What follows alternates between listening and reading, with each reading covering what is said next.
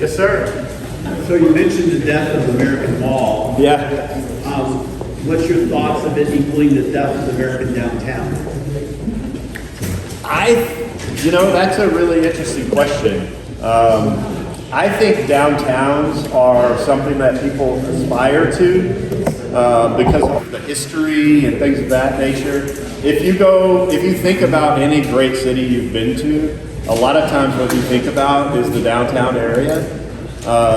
I think that downtowns are everybody's neighborhood, and so I think that they're more personal. They create an opportunity for people to connect. There's a wonderful book written in the '60s by an author named Jane Jacobs called the Death and Life of American Cities, and she talks about this sort of human connection and ability to become a community through downtowns and urban areas. It's a really interesting, great read if you're interested in it. I just asked the question because in this town you see how both occurring. So Yeah. How is that parallel? What can we do? Yeah, I think they're two totally separate issues.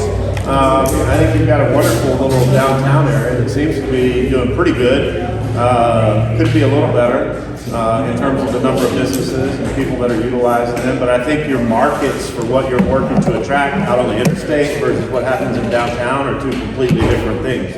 For me, downtown is more local serving and reasons for people to come to the downtown, local people to come to the downtown area. And the interstate is 100,000 cars a day, right? Right. Yeah. Are you planning on anything about aviation or expansion of the airport or anything like that?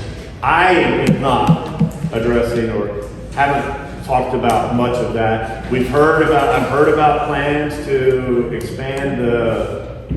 Are you part of the city planning thing though? No, I'm a consultant. Oh, okay. Yeah.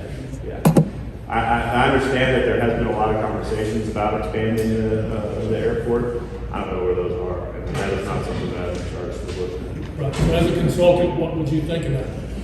Who does it serve? Would be my first question. Who would it serve? I'm asking right now. Who does it serve? You're the consultant. I don't know. Like I said, I haven't looked at it.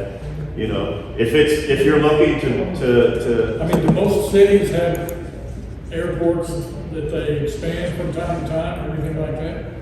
large cities for the most part, small cities mostly used for agriculture. Yeah. Any other questions? We're here. Let's talk about it. Seriously? You all came out. So can you tell us, like, I'm not really understanding exactly your role and what the Yes. council is going to do with what you're, like, observing and giving them. So tell Right. us how that works together. Yeah, so What is your purpose? but my wife asks me that all the time. The city engaged me my background is in urban planning, economic development, and real estate development. I've been working in those areas in cities for about 35 years.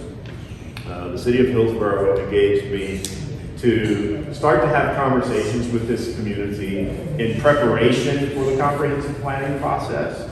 And so that's kind of what I've done and what I sort of reported on today. I also think that there's a tremendous opportunity for someone who, like me, who speaks the language of planners and city people, and I speak multiple languages as it relates to real estate development, whatever. Your consulting team for the comp planning process is a large out-of-town consulting firm, not that large, they're great. They will come to this community 2 or 3 times, probably, maybe 4 throughout the process. And they won't have as deep of a touch into the community as I'm able to have. I live just down the road in Waco. I've been coming to Hillsboro Fridays, I call it, every Friday for the past like 10 weeks, I think. Really getting to understand this community. And so I will work with the consulting team to provide that depth at a professional and technical level, if you will, not keeping the community from being engaged in the process, but to provide the context from what I've seen and heard in the process, if that makes sense. Hopefully to help, so that the purpose, I guess, would be to provide a more depth of context to the consulting team as they're going through their work. Does that make sense? Yes. Great. Any other questions? Yes. Is there anything that you feel like from your Fridays in Hillsboro that people have a aversion to, but you know it would be kind of good for them to open their mind to? Is that about lot size or No. what? Have you seen something that people are against that you know would be good for us? Well, I think, no, nothing specifically. But I do think I've seen a healthy amount of skepticism about government in general, about city work. And I think that, that's normal and healthy. And that's why we work to be invitational, so that everybody has a voice in the matter. I've been very, very surprised with Hillsboro and the way that people are engaged, and not just how much they love their community, but also sort of thinking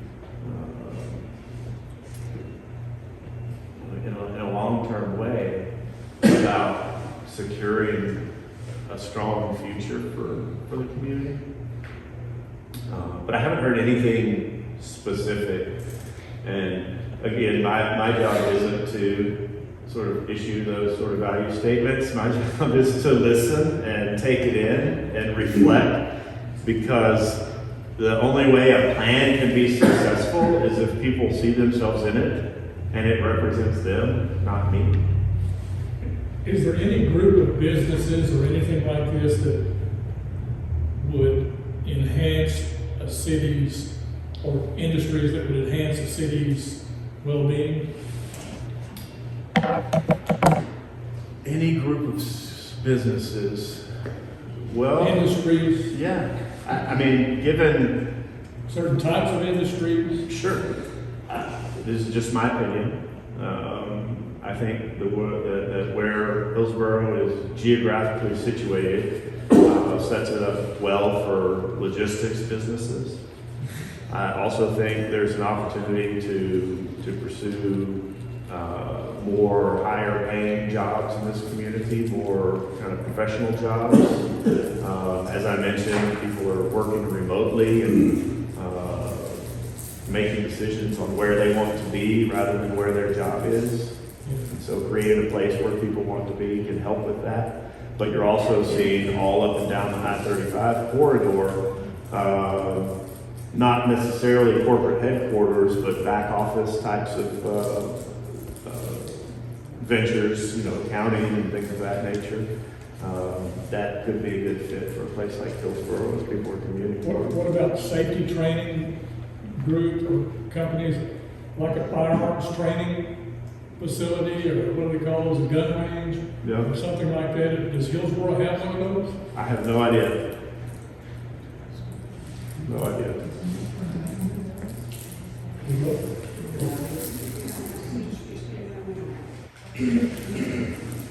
Do you happen to know the median household income I think for Hillsboro? it's in the mid-30s. So you were talking about white collar jobs and blue collar jobs. Uh-huh. You also emphasized that Hillsboro is industrial park is pretty big. Yeah. Right? And it's full too. How many you would say students from Hillsboro? What's the average acceptance for college? No clue. No clue. No. So it's been established that Hillsboro is a blue collar town, low income. Okay. So is y'all's plan taking that into consideration? I think it should. It's not my plan. It's y'all's plan. The plan that you're advising them on. Yeah, that's why I'm asking the question about, so, you've got, how many jobs at the industrial park? Probably close to 1,000, if I were to guess. My question is, how many of the people that work in that industrial park live in Hillsboro? There's a lot that do, and there's a lot that don't. Right. I'm guessing you net import people to work at those jobs every day, and they go out to, areas around here. But a lot of people that live in Hillsboro do work there as well. And then the counter of that was, how many people here in Hillsboro that work in professional jobs go somewhere else to work, and how can we keep those people here as well? So yes, on both sides, right? How are we addressing issues related to lower income and accommodating housing specifically for blue collar jobs? That's that missing middle and affordable housing stuff. And then how are we working to attract and retain a more talent-based workforce and jobs like that, right? Does that make sense? Yeah, no, it does. I mean, you're talking about bringing in more professional jobs with higher paying wages, but, those would be considered office jobs. White collar jobs, there's not a whole lot of office jobs in this town. Right. Right. The biggest industry is the industrial complex. For sure. You got Gates, you got IKO, you got Frontier, you got Weisenbaker, you got all these big companies. Yeah. But most of them, you don't have to have a high school diploma to go to. Right. Right. People here in this town cycle through each factory. Yeah. If they don't have a high school diploma. So and unfortunately, we are a low income county. There's a lot of growth going on here. Yeah. But that being said, I think where a lot of our focus needs to happen is on the educational system here in town. That's a whole different subject, but Sure. Yeah. Educating. Yeah. Great. I love it. Yes, sir. Kind of probably going to be a twofold, a little bit question. For the last 30 years, internet and access to the internet has been a big thing. Yes. Do you see that still as a big, huge challenge for people in the future? Access to and the also, obviously, I think sometimes as a person that works in the business here, our internet access hasn't even caught up to what would be acceptable, say, in the 90s. Yeah. Any thoughts and experiences with that? I mean, internet is essential to everyone's life today, and having robust access is the key to pretty much every aspect of life, right? I will tell you this. I have worked in cities all over the state of Texas, and I spent a lot of time 20 years ago down in the Gulf Coast area, the Houston area, and I would work with sort of, we'll say, second tier suburbs of Houston that hadn't seen growth happen yet, like say Wharton, Texas. And I would go to Wharton. This was back in the probably late 90s, early 2000s. So I would go to Wharton right when cable internet came to be a thing. We'd go to Wharton, and the city of Wharton would say to me, we gotta get, and when are we gonna get cable internet? It's our most important issue. And what I would say back to them is, no, your most important issue is that there's gonna be thousands of people coming here in the next 30 years. And you need to understand and think about how to accommodate them and make sure that you grow in a way that doesn't lose your identity or keep you from being the type of place that you want to be. And I would say the same probably holds true for Hillsboro. Is, like it or not, Hillsboro is going to grow a lot in the next 20 years. And with that, internet issues will be solved. What won't be solved is water issues, housing issues, and things of that nature. So that's why going through this comprehensive planning process to think about how we manage and deal with all that is really so important. But I guess I understand all of that. Yeah, But yeah. how will internet be solved? It hasn't been solved yet.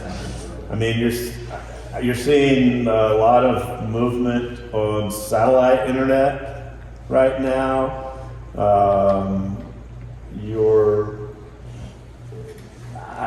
Go ahead. I don't know. I'm not a technology guy. We have Rise Fiber Internet. It didn't come out to my house. It's going to, the first phase, and perhaps we need to put this in the paper. The first phase is going to be near the country club, and there's like 8 or 9 phases. We're going to have internet speeds topping the top 30% of the country, most of that percentage being major metropolitan areas, so the investment is significant. The first phase is being started this month, late this month. I can work to get a phase map to everyone. Yeah, it would be great. I know I haven't heard. Just to speak to the importance of that and being on the front end of it, it's a bigger city, but the city of Chattanooga, Tennessee was the first city in the country to build what they call gigabit internet. And they did it as a municipal utility. Like the city operated the ISP that provided, at the time, the fastest internet in the world. And they did it to create efficiencies within their water system, so that you could plug into smart water meters and read them without having to go anywhere and all that kind of stuff. But what happened was they had the fastest internet in the world, and they started seeing a lot of entrepreneurs and venture capital people move into their community because they want tech people mostly that wanted to access that internet, you know. So it can make a difference. Yeah. Yes, ma'am. If you're saying that Hillsboro wants professional people and those professional people are working remotely, you have to have that. Sure, absolutely. Yeah, it's essential. Yeah. I totally agree. Yes, sir. The question is, I think we all recognize what Hillsboro needs. It's infrastructure and then the lack of money to build, right? Yeah. And so from your experience through other cities who've been in similar situations, what have they invested in that has brought in the capital to allow them to do these kinds of things? Because it's obvious at this point that our tax base isn't going to pay for this overnight. Right. So is there something that we can do as a city to invest in that can expedite that in a way that we can draw capital to invest? I mean, that's a big risk to invest in something that hasn't come yet. I personally am more inclined to see a sort of pay and build as you grow. I believe that the fuel that runs a city is economic development, jobs, people, and you know, jobs and people basically. That creates the revenue streams, right? Most cities, most small towns, I should say, have gotten into a situation where they're behind the curve on managing their just basic infrastructure. And to dig yourself out of it without growing is an impossible situation. Right, it's kind of a catch-22. It's like you got to totally win, but they're not going to get into the infrastructure. Yeah. Exactly. So, you know, the answer is growth. And the good news is growth is coming. My challenge to the city is figure out a way to make that growth look like what you want it to be, you know, that maintains the character of this community, that doesn't, I have a lot of references to South Texas and Gulf Coast. Has anybody ever been to Pearland, Texas? All right. Pearland to me was a city that got overrun with growth, and they weren't ready for it. Traffic problems, expensive housing, infrastructure couldn't keep up. Don't be Pearland is what I would say. You know, understand what you want in this community and express that to your leadership through this comprehensive planning process, so that in 20 years, when the population of Hillsboro has doubled, it still feels like Hillsboro. That makes sense? Sure. Yeah. But, I'm sorry. But also understand that things are changing, you know. It may not feel like Hillsboro to build a house on a 50-foot lot, because there aren't any 50-foot lots. But that's what builders build these days, you know what I mean? And that's where the give and take and conversation really happens. Does that answer your question? Kind of? Well, kind of, yeah. I was just, I guess my main question is, because of your experience with other towns, Yeah. what have you seen them invest in that might build up some revenue for them because they had a lack of tax money, whatever, to Yeah. pay for this? I mean, what I would suggest for the city of Hillsboro is maximize the interstate frontage. You're working towards that with the mall property. Create an interesting, unique downtown vibe that is only, you know, not only in terms of exclusive, but is loudly and proudly Hillsboro. You know, building a place that people want to be so that you can attract the type of talent that we're talking about. And then working to accommodate, you know, the growth of housing in the most efficient way that you possibly can in terms of your infrastructure investments. Those are the three things that, you know, you don't have to put a whole lot of money into probably. Yeah, and Hillsboro is uniquely positioned for that because of all that, right, you have 35 right there. You've got the outlet malls that's being developed. Right. I mean, to me, it's a diamond in the rough. We can see Yeah, I agree with the you. big outlet. Yeah. Listen. So, 50,000 foot question or 5,000 foot question? Well, Okay. At the 5,000 foot level, one of the recurring themes I'm hearing you say is, I don't have the information. I don't know how many of these people live here and work here. I Yeah. don't know how many people are going. So what is your suggestion for how to solve that information gap? I mean,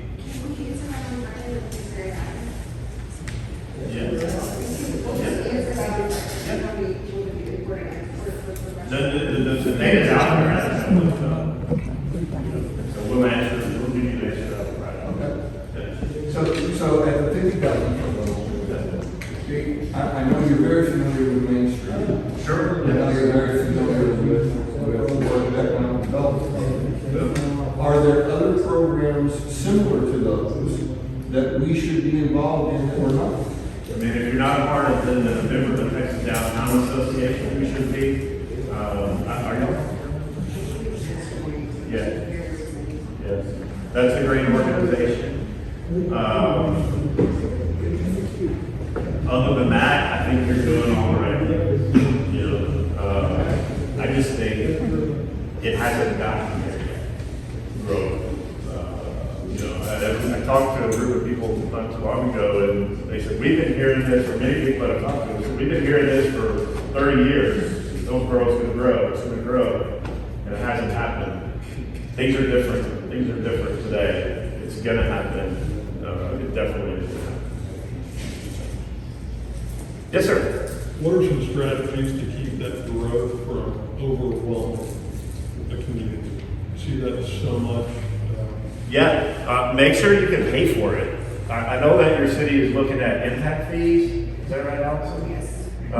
Which can offset the cost to extend infrastructure places, and that can also, you know, like I said, help you pay for it. The one thing that you do have that I think can likely keep that from happening is you've got a lot of land. Hillsboro has a lot of land.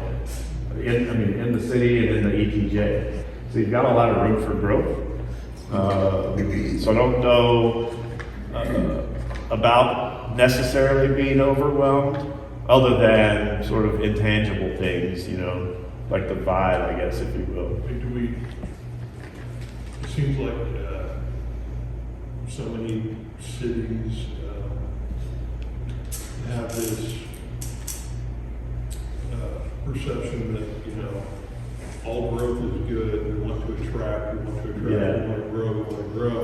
Don't be afraid to say no. Well, yeah, I think at some point, city has to ask itself, you know, is that what we want? I mean, You Right. want to live in Burles. You Right, want right. Yeah, you don't want to, Hillsboro to come you on. want to, I don't know, pork fat refining facility Sure. necessarily close to your downtown area or something. You know, say no when the opportunity presents itself to get what you want. Yeah, absolutely. And there are mechanisms for you, the citizens of Hillsboro, to engage in that process through public hearings and planning and zoning and city council. So, you know, stand up for what you believe in, I guess. Sir. In your work that you've been coming out of Hillsboro over these few weeks,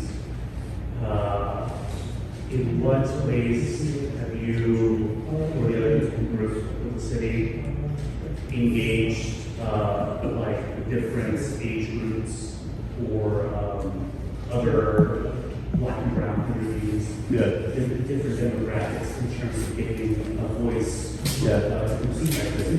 on what the needs and interests are?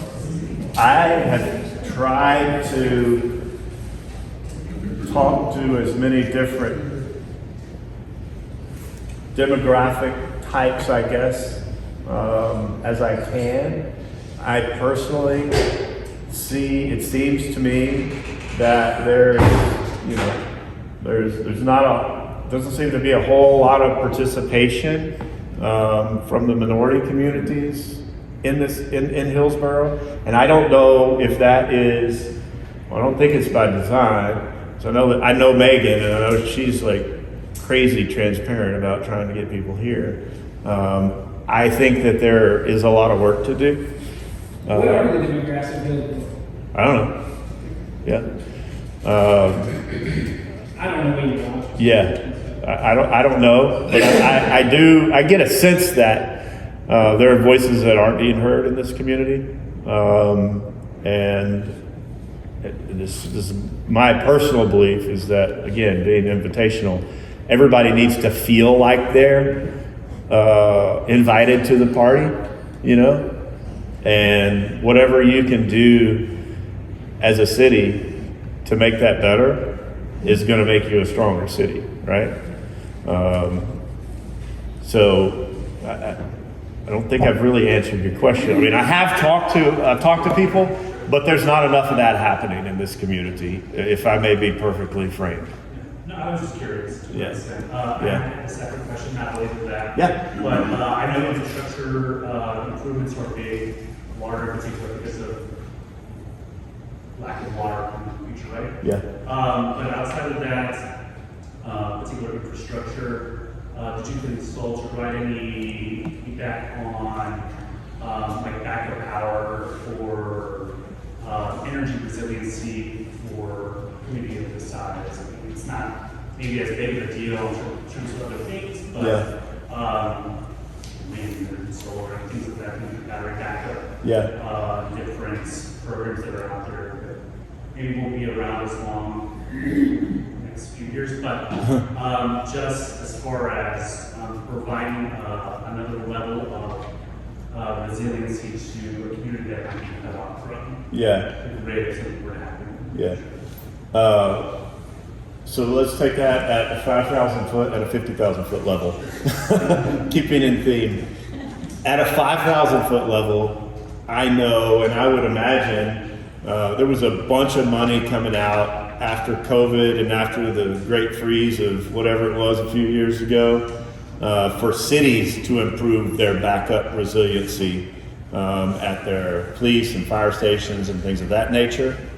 And I'm certain that the city of Hillsboro took advantage of that, of those monies that were available. Every city in the state did. In fact, they were required to in some instances. At the 50,000 foot level, I don't know how much of a city issue it is or how much control a city has over, something like the ERCOT grid, and what goes into it and how it's managed, right? But I will tell you, the people that make those decisions probably aren't thinking about Hillsboro when they're making them. They're probably thinking about, where their money's coming from, if I'm being perfectly honest, bigger cities. Yes, ma'am. The old buildings and old homes that make up Hillsboro. Yes. In my opinion, I've only been here 4 years, really are a great jewel to this city. Sure.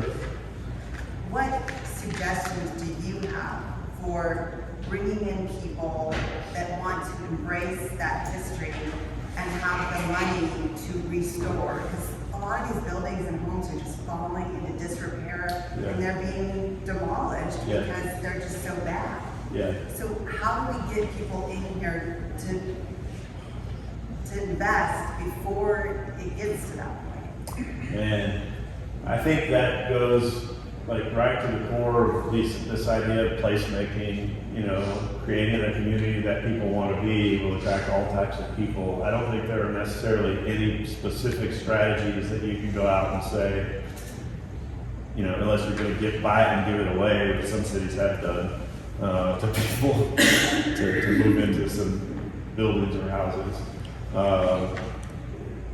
You've got, I mean, just here in the downtown, you've got great bones in the downtown area. And a lot of those businesses, a lot of those buildings are occupied. Hopefully they're thriving. But a lot of them still have room to grow and be redone. And I think that, you know, as you're working through the process of growing as a community, creating an identity in the downtown area is so important. And I talked about, you know, kind of iterative experiments that you can do to generate excitement in those things. Downtown is where you do that. You know, you hold block parties or secret pop-ups or you know, whatever to get people to come out to the downtown area. And I don't mean on a, you know, an annual festival. I mean weekly, give people a reason to be downtown, and then they'll see the opportunity there, and somebody will surprise you. Open up something amazing. As far as the historic homes are concerned, I mean, it becomes an ever increasing expensive endeavor to fix up a historic home, and a lot of times it's got to be a labor of love because you're not making money on that deal. There are, you know, historic districts and things of that nature that you can institute. Being a member of the Texas Main Street can help with some of that. You know, it's historic preservation-based economic development that can provide you know, architectural renderings and conceptual drawings for some of these historic buildings that could get people excited about it. You being from Waco, is there something that Waco has done that you really think would work here? Because they've turned around their downtown. Yeah. So I moved to Waco and became the guy whose job it was to revitalize downtown Waco. And I got there in 2007 and worked for the Chamber of Commerce. And they said, we want you to start conversations about why downtown is important. And I thought the first thing I should do is go out and meet people that own downtown businesses. So I went the first week or so, got there. Went up 10 o'clock in the morning, went out Austin Avenue, we made all these business owners. There were three. There were three. And listened to them, but also started having conversations with the larger community. We opened it up to everyone to be a part of a conversation about the importance of downtown, because prior to that, it was, you know, all the same decision makers down in the basement at the country club having these conversations in some sort of committee. And I created a thing called the Thousand Friends of Waco. That was, we're going to just start having all these conversations out in public, and everyone's excited, just to generate interest and excitement. And then we started doing some of these just random, I mean, this is just me and friends, doing these random experiments, you know, throwing a mural on a wall, or we find a buddy who had a vacant building on Austin and do a potluck dinner, and we started posting about it, and we posted about it under the name of, we called it Waco Town, and that kind of took off as sort of a hashtag that built this sense of community. So just do something. I mean, that's what I would say. Just do something. Don't wait for someone else. You know, if you want to see something happen, do it. And it doesn't have to be expensive. Just make it fun, and invitational, and give people a reason to come down, check it out. Anybody else?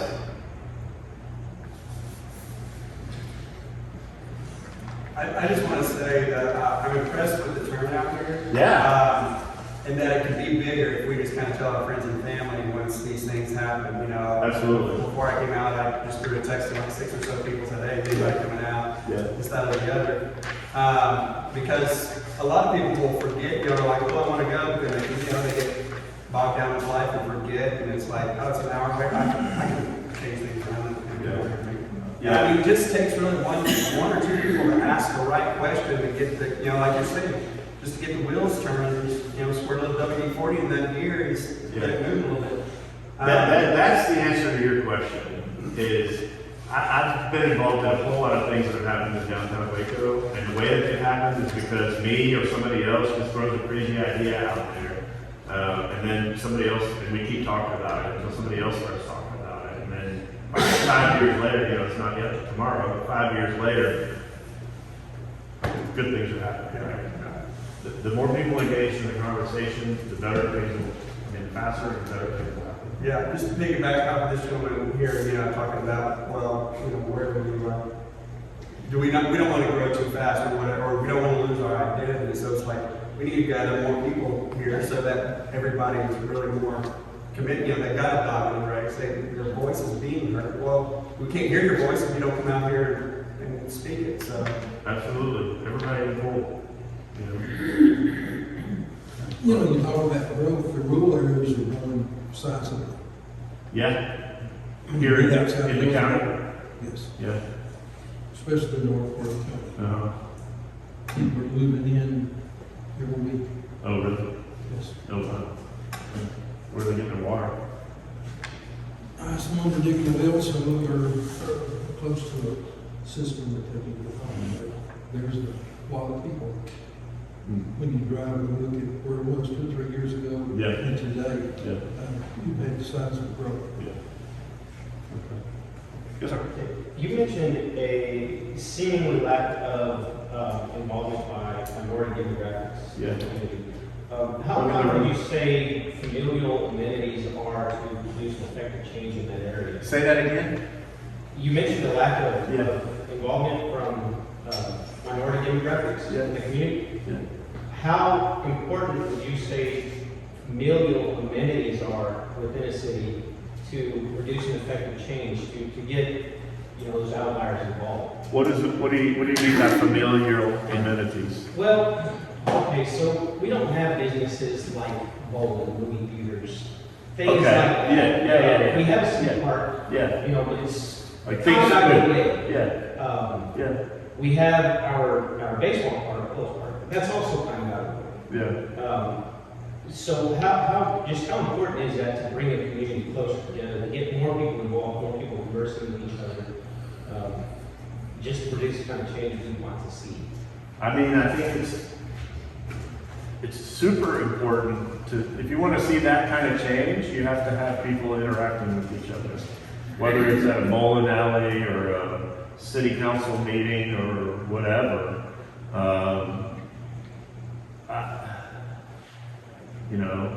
I guess a family-friendly destination type of place could help towards that.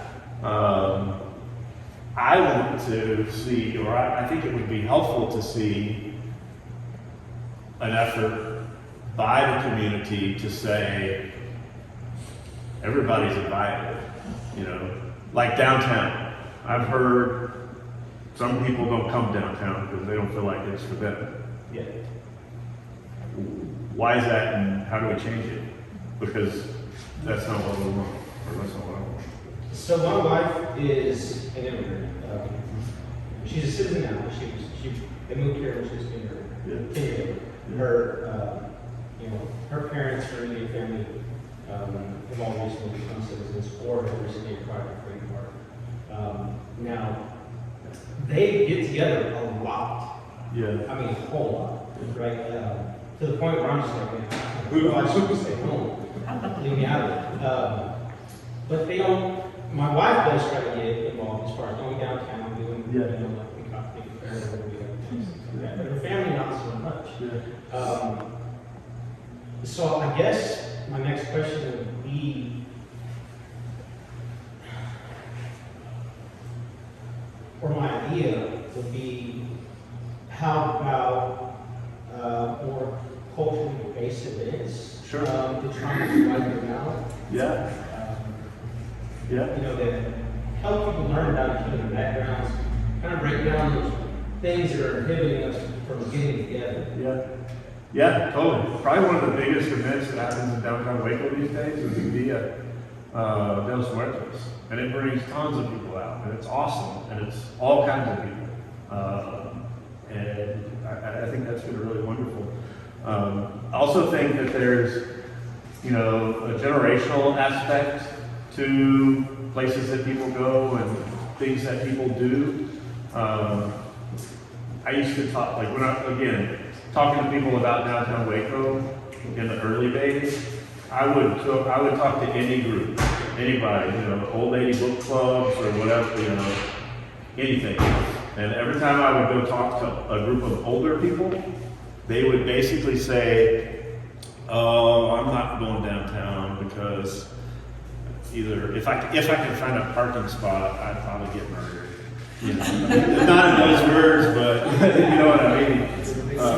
It's just they didn't grow up going to downtown because by then everything had moved out. What they needed had moved out, and so what you're seeing or what I'm seeing is in downtown areas, it's younger people that are doing things.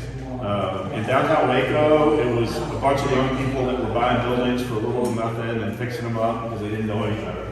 And some of them lost money, and some of them are, huge statewide developers. The older generation of Waco, they didn't want to touch it except for what they already owned, and they were, bringing in through rents or whatever. They weren't going to fix it up. So seeing young people get out there and just take the chance and take the risk and kind of turn it into their own place was pretty awesome. When you're considering us and you're going through this process, one thing I see, and I'd like to remind you to consider is, we're here in Hillsboro. And one of our great benefits, but also one of the things that I think affects us is people like to do something novel, and we happen to be an hour away from 2 international airports in Dallas and Fort Worth.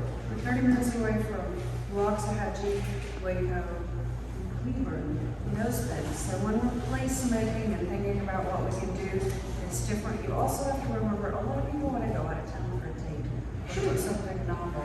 And so some ideas about what retail and age, when retail is really, really tough, might do better here than others. But these are going to have to be things we think about. Our downtown has struggled. Retail is hard. Retail is very hard. And it's so hard as a small business owner. The people that I see successful in retail as small businesses on Main Street are either businesses that have been around for generations or people that are just so passionate that they can't let it go no matter the fact that they're losing money for 3 years before they... We do have more entertainment coming, and we have some businesses like attorneys and things like that that have moved into downtown, and everybody's like, that should still be a restaurant or whatever. But retail. I think retail's hard. I think what makes downtowns tick is restaurants and bars and places to go and things to do rather than shopping. Just because I can get whatever's at the boutique delivered tomorrow to my door. But restaurants and amenities, bar, things like that, we can create an atmosphere that's not like anywhere else, that draws people that met a guy once who redid they call it Pearl District in Portland, Oregon, not the Pearl in San Antonio, but it's kind of a similar strategy. And this guy, he bought this old rail yard on the, we'll say, east side of downtown, and started putting buildings up. And I asked him what made you successful and how did you get all these people here? It was 20 years, 30 years that he been working on this. He said, restaurants. Restaurants. People love food. You know, it's a universal language. What else?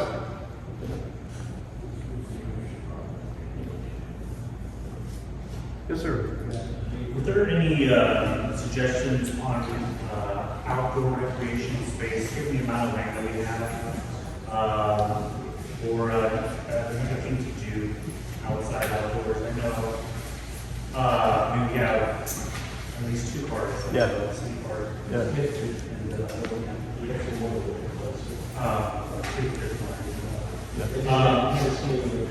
But as far as any suggestions on the values in developing that or improving it, rates of growth, in city or community, was anything like that suggested to the Yeah, one of the components, I think, of your comprehensive plan is going to be a parks master plan. Y'all going forward with that?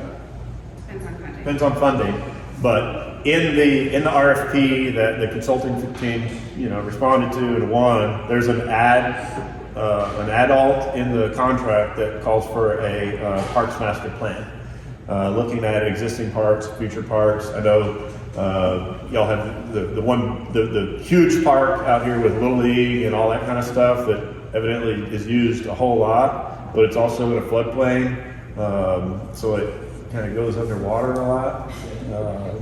So addressing those issues, making the parks more useful and beautiful and helpful and bringing people together is definitely something that needs to be considered, and they're working on it. What else? I have to say something. Yes, sir. Hey, I appreciate it right now because I've been coming to the city council meeting and I've not seen so many people here.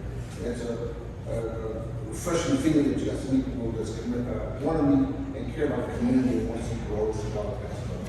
And that's really, really good. I've been here a long time. People have known me, but I've been here for a long time. We have city council members in each district, and I think that if you can reach out to your city council member to talk to them about problems in the area, or you can go to the city hall and you can talk to Megan. She's very open about whatever concern about planning this or planning that. She's very open about that. And I think it starts at the city council meetings. This is the first time I've seen, I can't remember 38 people here. Usually there's only maybe 6, 7, maybe. And they're only here because they're mad about something, yeah? Exactly. Everybody's going to rant and rave, complain about the city or want to complain about this or that. But when you come here to the city council meeting, you can be heard. You can be heard about, whatever going on this side of town or that side of town. Instead of going to a rant and rave, you can get it solved right here. So this is a refreshing thing to see people that care about the community and want to see. I love that. I love that. Yeah. Absolutely. You rarely see a lot of the Hispanic community here, the Black community here, rare, ever. But you hear the complaints. Yeah. But they come here, talk to the city council meeting, make a meeting with Megan to bring the community together and work on growth and retail space or whatever. Yeah. This is how you do it. Yeah. Just do something. You're the one that you're waiting for. And I think that is a perfect note to end on. Unless y'all have anything else. Well, I was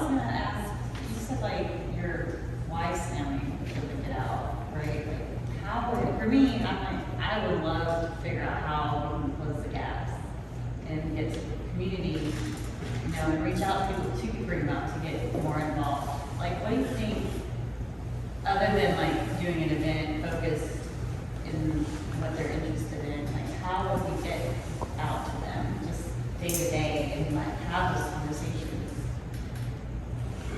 For them, for her immediate family, now it's getting kind of tough because I don't know if you know Chocolate Ruby, but they have a food truck. It's down across the railroad tracks by it.